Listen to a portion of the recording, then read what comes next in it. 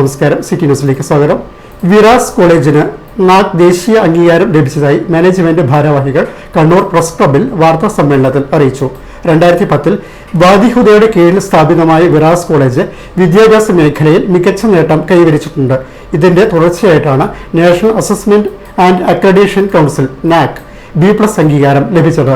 അക്കാദമിക മികവിനൊപ്പം അടിസ്ഥാന സൗകര്യങ്ങളുടെ നിലവാരം, പൂർവ്വ വിദ്യാർത്ഥി പിന്തുണാ സംവിധാനം, സാമൂഹ്യ പ്രതിബദ്ധത എന്നിവയിൽ കോളേജ് മുന്നിട്ട് നിൽക്കുന്നുവെന്ന് ഭാരവാഹികൾ പറഞ്ഞു. നമുക്ക് 8 ബിരുദ കോഴ്സുകളും സൈക്കോളജിയിൽ തന്നെ 2 അപ്ലൈഡ് സൈക്കോളജി, അതേപോലെ തന്നെ കൗൺസിലിംഗ് സൈക്കോളജി, MC കെമിസ്ട്രി അടക്കം 4 ബിരുദാനന്തര ബിരുദ കോഴ്സുകളാണ് ഇപ്പോൾ അവിടെ റൺ ചെയ്യുന്നത്.